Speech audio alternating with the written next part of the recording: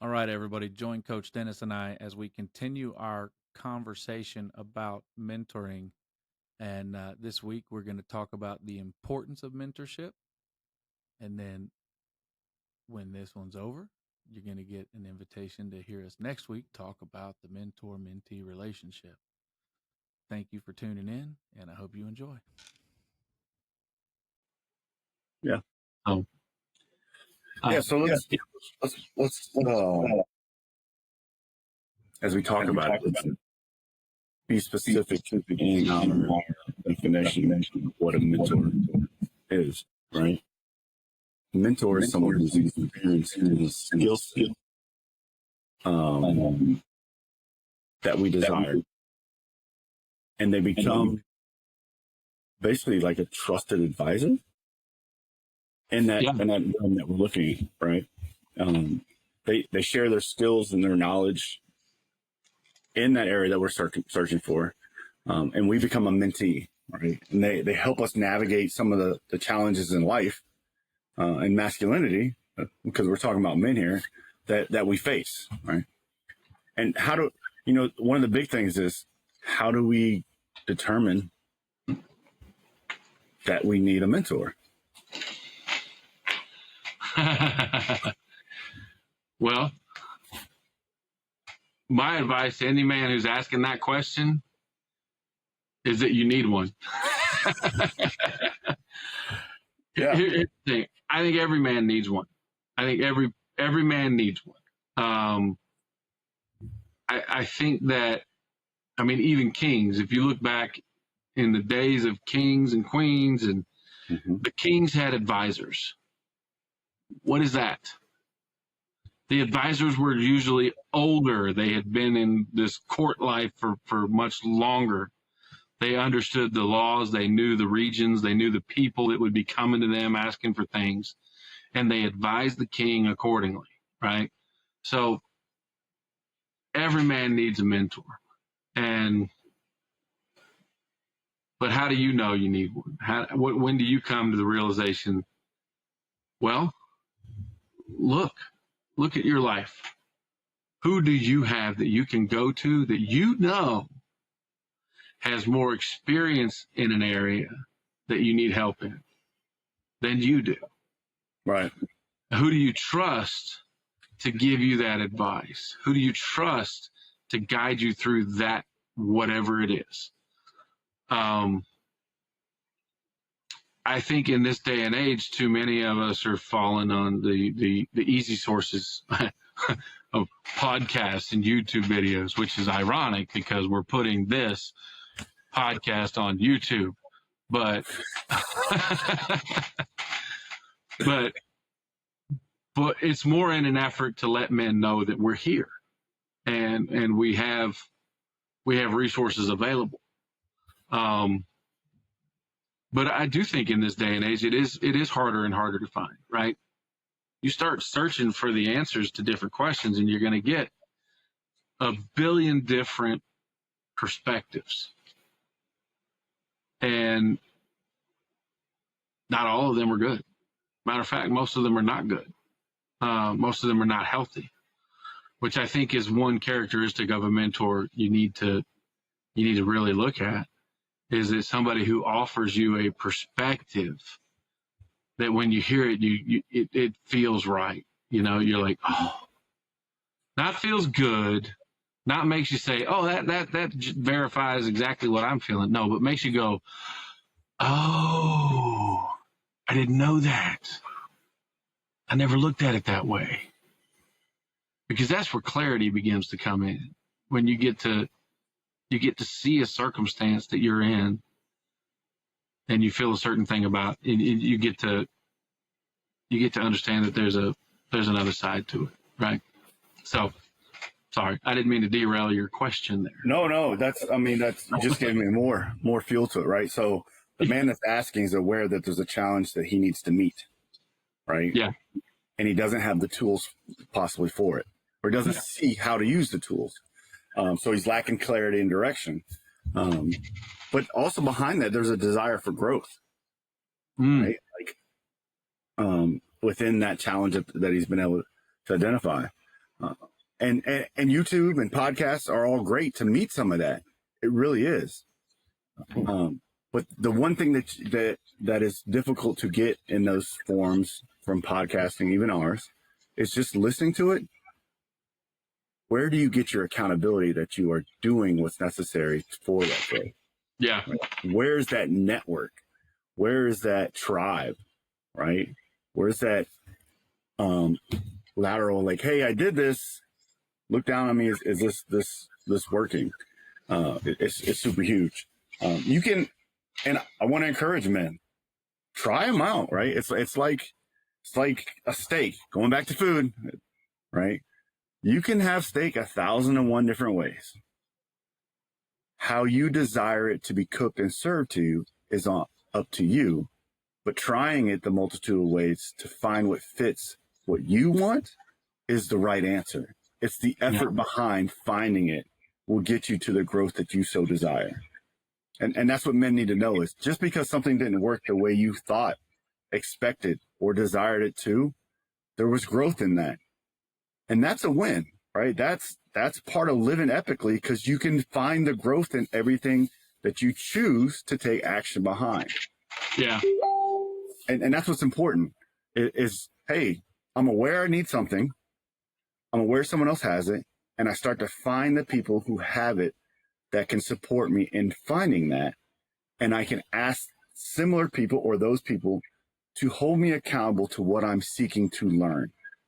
And when I'm seeking to learn it and I'm taking that action to learn, I find growth in my successes and failures in that to continue to move forward to a desired goal that started out with my first step of seeking a mentor.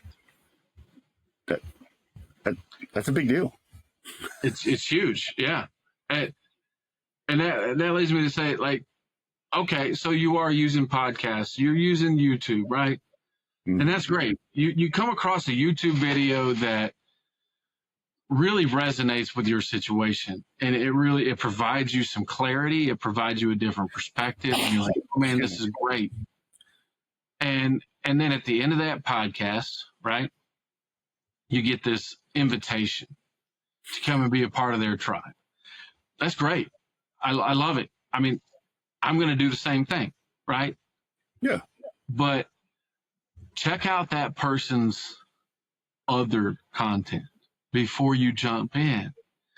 Make sure that this person really does exemplify in all areas what you're looking for in your life, right?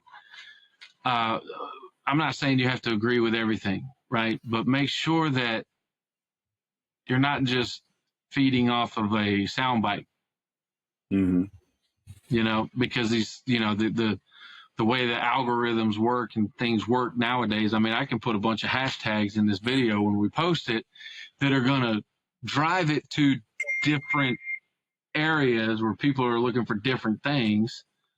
But that doesn't mean that everything that I teach is going to be in line with those hashtags, right?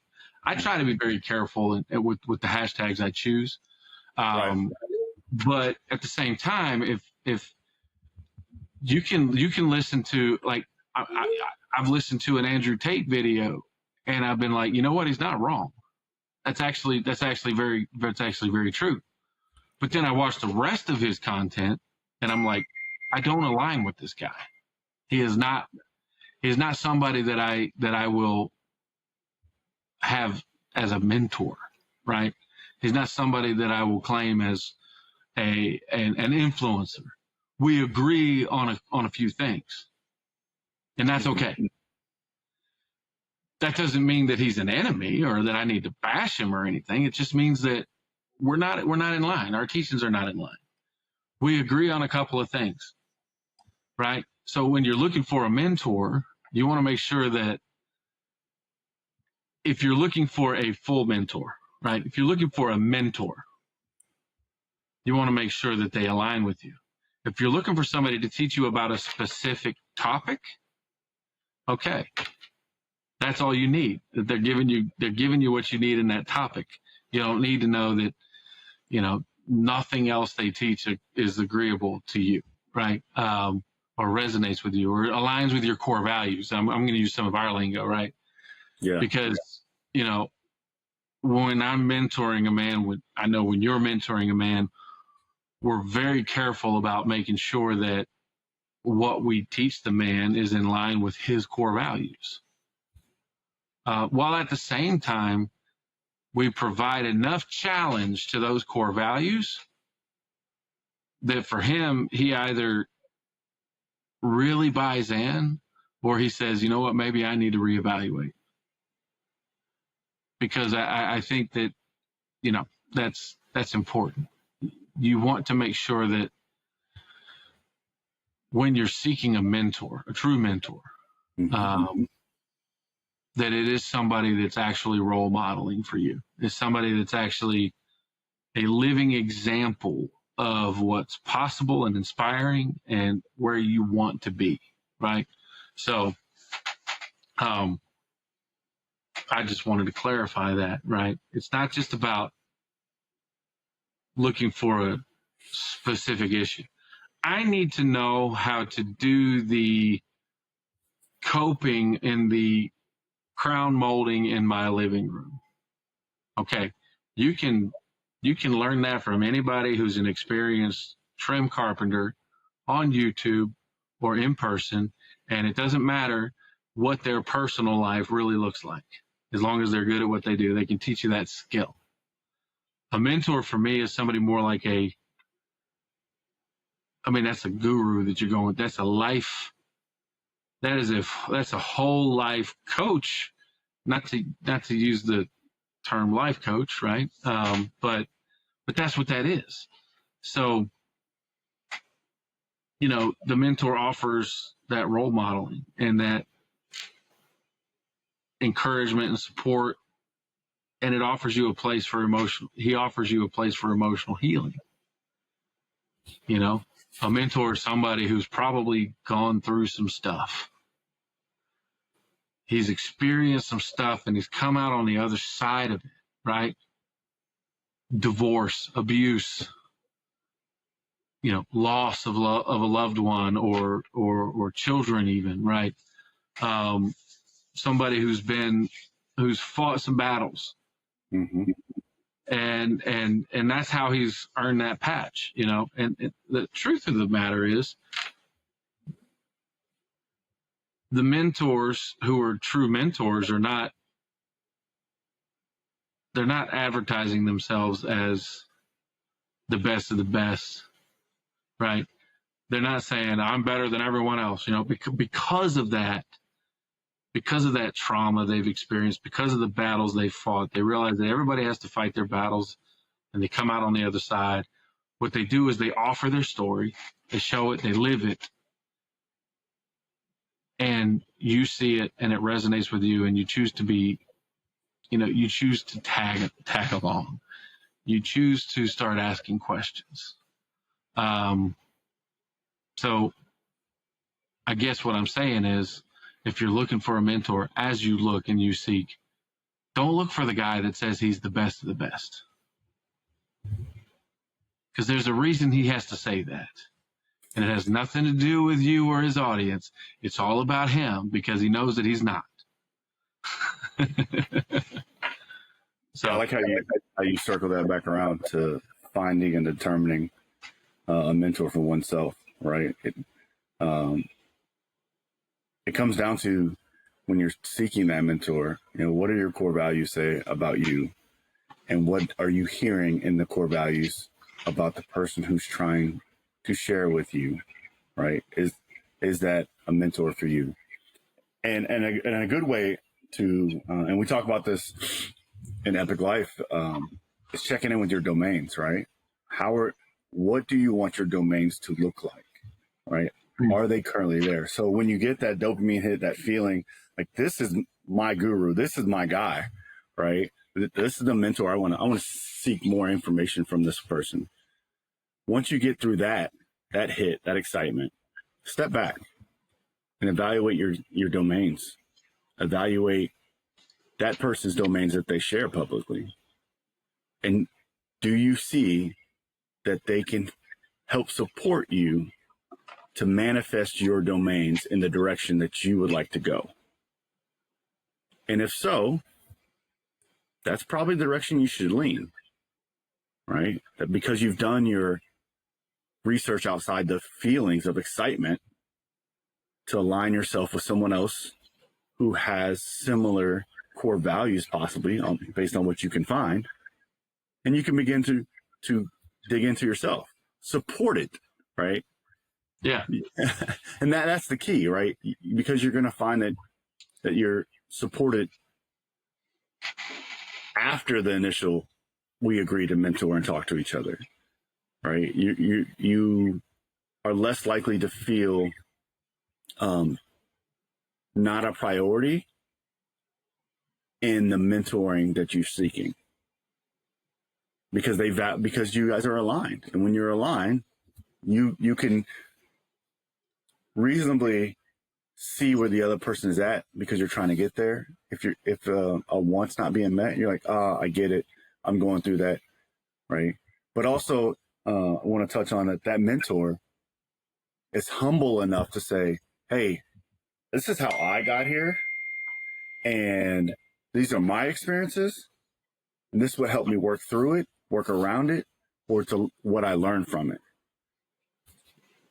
This is just me, versus you should do it absolutely this way. Well, is that right for everyone? I don't know. But you have to determine what's that mentor's goal when they take on another mentee. Yeah. So that concludes our portion of the conversation around finding the right mentor. Join us next week on New Year's Day as we talk about the mentor-mentee relationship. Until then, stay epic.